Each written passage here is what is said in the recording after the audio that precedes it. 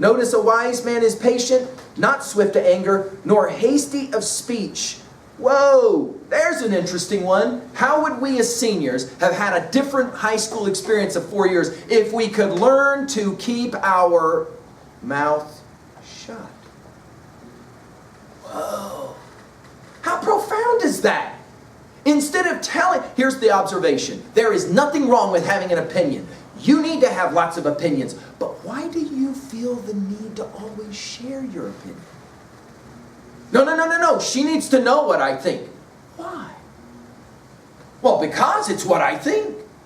But why do you have to speak it? Whoa. How would your life be different if instead of always speaking your opinion, you learned to listen more and speak less? This warrior says, not a bad idea. In fact, a really good idea. Whoa. Take a look at the next one. Don't be too fearful or too eager. Right? In other words, you got to have a balance. Let's write it down as that. You got to have a balance. There's got to be a balance. So some seniors, oh good heavens, I can't go away to college. Oh no way. I can't leave my family. I'm so afraid. Too afraid. Too afraid. The other side of that. Dude, I can hardly wait till I get out of here. Once I leave this wretched hole of a town, I ain't never talking to another person that lives here ever again. A little bit maybe too reckless. Right? There has to be a balance between these. Whoa, we're reading some information written a really long time ago, which seems to suggest one or two pieces of wisdom. Look at the next one. Don't be too wishful for wealth. If only I could have $1 million, my life would be great. My life would be so much better if I could just have money. Especially often we will think this if we come from families that don't have a lot of wealth. We imagine that if we could just make lots of money, our problems would all be over. And this poet says, not so fast.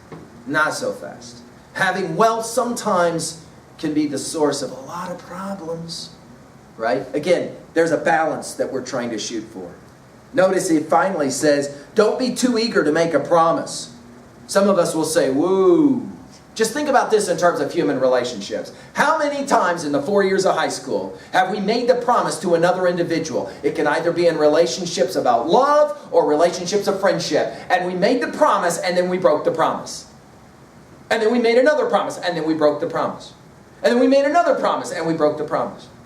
And by the time we finish our senior year, we realize all of a sudden, not only do a lot of people not believe us, we don't believe us anymore. Whoa. The number of students that have said at the beginning of school years, this is it. I'm really going to do it this time. I'm going to get serious. I'm really going to... And then broke the vow. Whoa, what an interesting bit of wisdom here.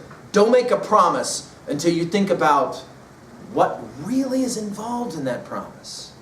Don't call somebody your friend until you understand what that means. But once you call them your friend, be their friend. Take care of them. Whoa.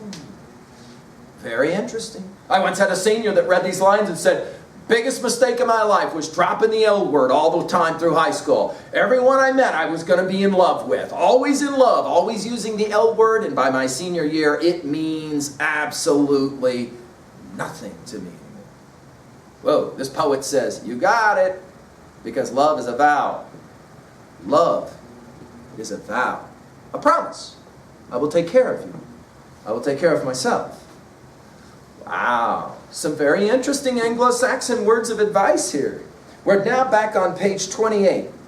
Let's keep going. A brave man must bide, he must speaketh his boast until he knows surely the goal of his spirit. Don't make promises you can't keep, in other words, right?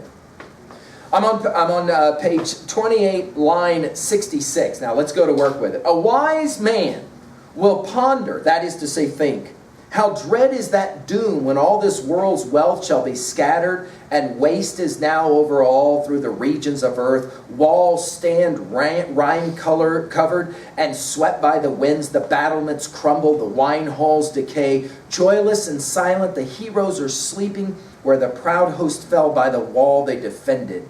In other words, he makes the observation, if you think about history, almost every history book ends each chapter with the demise of a civilization.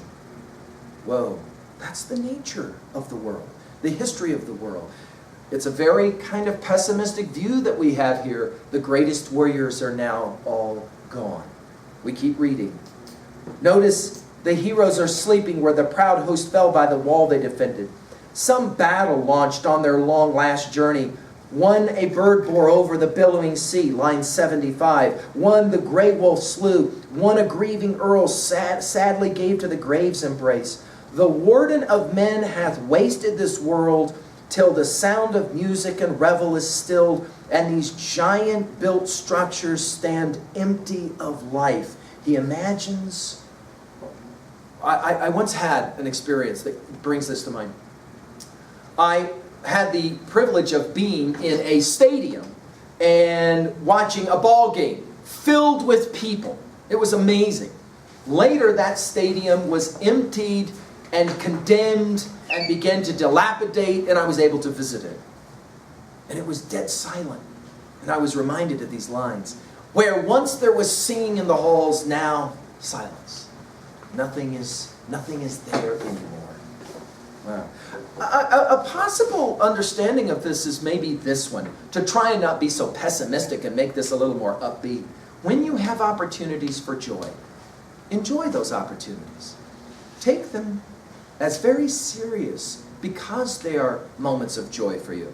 That doesn't mean somber serious, but as you are having the experience, remind yourself, this is an important moment for me. I'm having great fun doing this, and I want to hold on to this moment so that I can remember it later as he is remembering. I once heard the song in the hall. Line 80. He who shall muse on these moldering ruins and deeply ponder this darkling life must brood on old legends of battle and bloodshed, and heavy the mood that troubles his heart.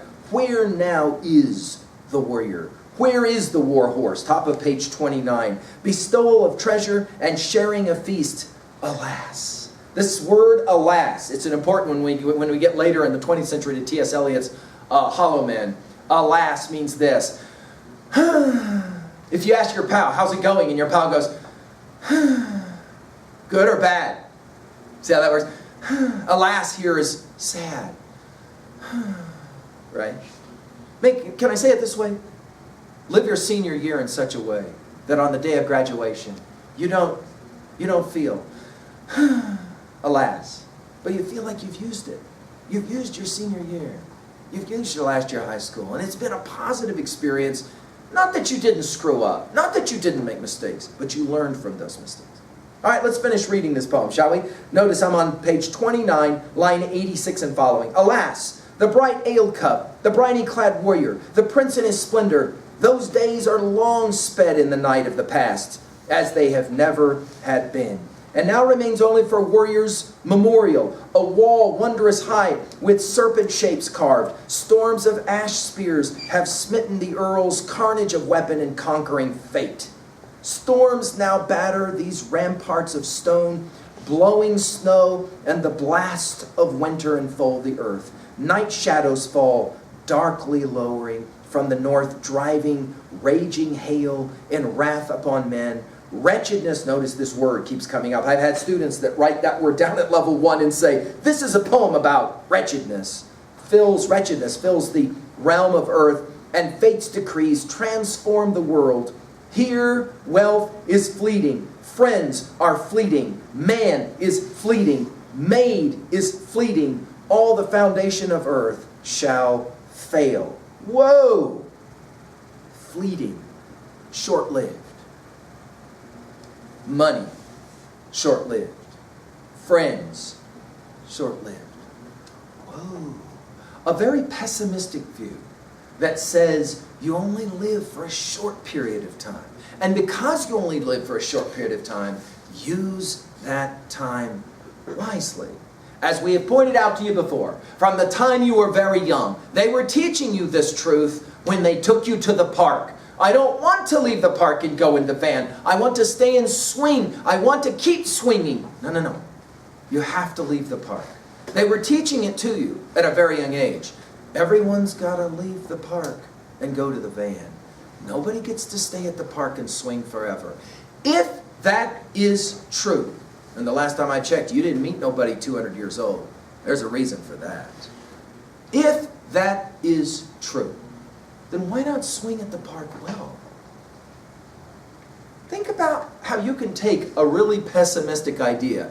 You don't get to swing at the park forever. That's kind of sad, isn't it? I want to swing at the park forever. No. I don't want to go to the van.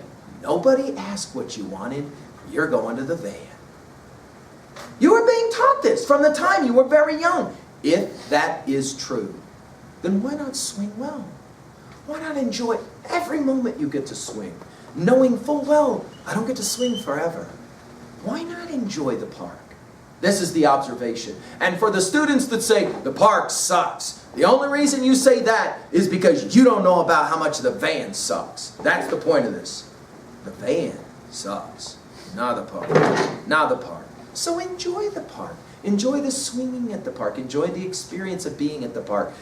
There is an argument that says that this poem, The Wanderer, is really an old man reminding a young man, enjoy the swinging at the park. Let's finish now at page 25. Thus spoke the sage. By the way, the word sage here means a wise old person.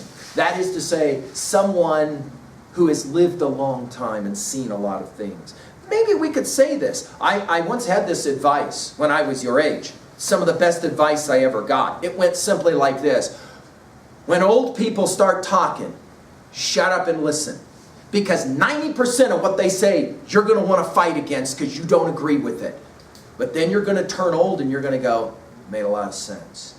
Don't argue with them. Just shut up and listen to what they have to say. Because their advice for you is couched in a lot of years. That doesn't mean they're always right. Right? That doesn't mean they're always right. But they have something to say worth listening to. Worth listening to. Let's finish. Thus spoke the sage in solitude pondering. Good man is he who guardeth his faith. He must never too quickly unburden his breast of its sorrow, but eagerly strive for redress. And happy the man who seeketh for mercy from his heavenly Father, our fortress and strength. Let's finish this poem by making a quick observation. This poem ends with a very religious observation. The way to get through the aging process is faith. Belief in something. Belief in something. Which now does beg some very interesting questions. Not what do you believe right now, what will you believe when you're 70? And how will you see the experience of aging? Well, there you go. An introduction to the Anglo-Saxon texts, The Wanderer. I hope that you enjoyed the reading and it didn't depress you too badly. Thank you.